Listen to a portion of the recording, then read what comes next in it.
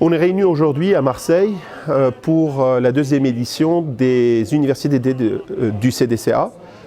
C'est une occasion qui réunit des experts, des représentants des associations, des personnes engagées, des militants pour la cause arménienne, parce que ces tables rondes nous permettent de débattre, de clarifier nos positions, de transmettre nos positions aussi à ceux qui participent à cette journée. Ces universités nous permettront de préparer une feuille de route qui vont nous permettre de mener le combat pour la cause arménienne d'une façon beaucoup plus efficace et pour l'intérêt de l'Arménie, pour l'intérêt de l'Artsakh, pour la reconnaissance et la pénalisation du génocide des Arméniens.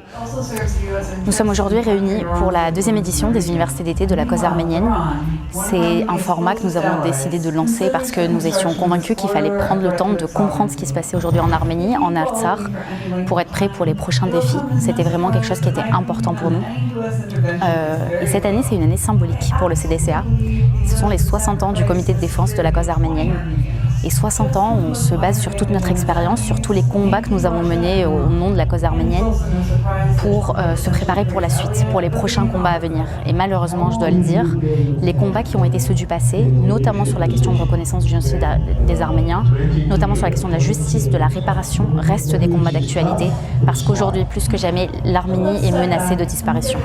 Ce sont des enjeux qui sont au cœur des préoccupations du comité de défense de la cause arménienne. On a eu juste auparavant une table ronde sur le fait de savoir si on peut défendre la cause arménienne en étant opposé au gouvernement arménien. Il me semble que c'était très important qu'on puisse avoir cette discussion parce que bien évidemment, les choix qui sont opérés aujourd'hui par le gouvernement arménien, ils interrogent les militants de la cause arménienne et ceux qui ont à cœur de défendre les droits du peuple arménien. Ils interrogent parce que, effectivement, ne pas se battre pour obtenir la libération des prisonniers arméniens à Bakou, pour obtenir le départ des troupes azerbaïdjanaises qui occupent le territoire de la République d'Arménie, pour le droit au retour de l'Artsakh, c'est quelque chose qui, pour un militant de la cause arménienne, est inacceptable.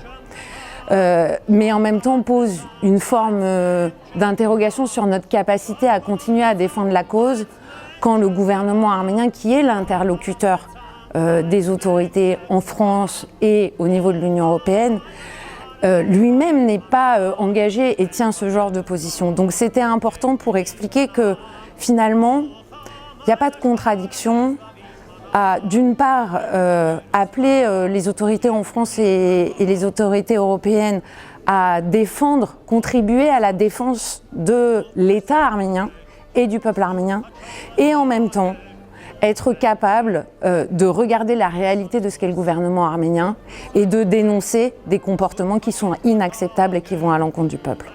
Le débat, il est important de l'avoir aujourd'hui parce qu'on est à un carrefour. On est à un carrefour un peu dans l'histoire. Donc c'est intéressant de poser justement les choses pour recoudre et recréer des ponts dans une diaspora qui, depuis la fin de la guerre, a perdu tous ses repères et quelque part un peu est en quête de vouloir retrouver une voie, une direction. C'est important de poser cette question-là pour recréer bien sûr le dialogue et l'échange. Et c'est important aussi de se dire que c'est surtout avec l'Arménie qu'il faut reprendre ce dialogue-là. Le lien est rompu entre l'Arménie et la diaspora et on ne peut pas construire une Arménie forte si on ne discute pas avec l'Arménie, quoi qu'il arrive. Et ce qui est important, c'est de bien distinguer justement le gouvernement de l'État et en se disant que le principe qui doit être au-dessus de tout, c'est ce principe de solidarité avec l'Arménie qui aujourd'hui est en danger. Donc d'avoir cette discussion, cet échange permet de faire évoluer aussi les consciences et l'état d'esprit de chacun pour arriver à garder bien sûr toujours ce socle de base qui est la défense de la cause arménienne et qui fait quand même ce qui nous unit et nous fédère, mais surtout pouvoir se remettre en ordre de marche pour relever les enjeux et les défis de l'Arménie de demain parce que rien n'est encore acquis sur la paix, rien n'est encore acquis sur beaucoup de questions qui restent en suspens. Donc c'est ça aussi de continuer ces échanges-là, en espérant qu'aujourd'hui c'était le premier échange et que d'autres doivent venir derrière, parce qu'il y a un travail aussi auprès de la communauté à faire pour expliquer ce qui se passe en Arménie, ce qui se passe en diaspora aussi. Voilà un petit peu tout l'enjeu de ces discussions du jour. Ce genre d'université d'été, bon, c'est la première fois que j'y participe, mais je trouve que c'est une excellente initiative, en tout cas pour transmettre aux nouvelles générations une autre image de ce que c'est que la pensée arménienne. C'est-à-dire que viennent s'exprimer des gens de différents horizons, avec différentes expériences, avec des expériences qui ne sont pas forcément limitées à la communauté, donc des gens qui ont occupé des fonctions à l'extérieur et qui viennent parler de la cause arménienne. Et je crois que c'est important pour des jeunes qui sont engagés dans la cause arménienne d'entendre tout ça, pour éviter d'avoir une vision trop étriquée de la cause arménienne. Voilà. Et je crois que si cette journée sert à la transmission du savoir, de la mémoire, de l'expérience, c'est une réussite.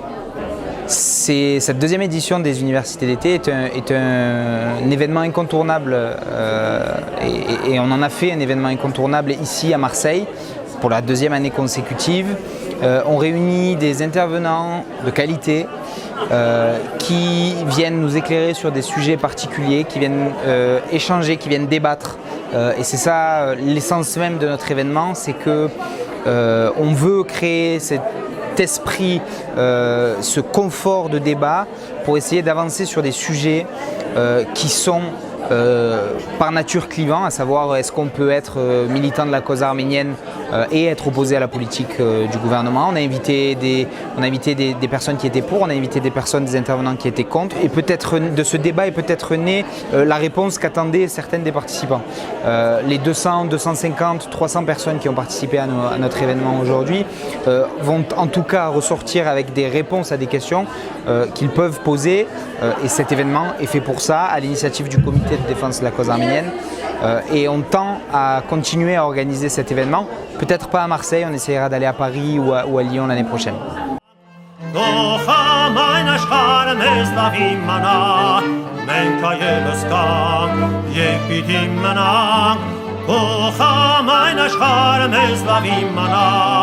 Մենք հայերս կանք, երբ պիտի մնանք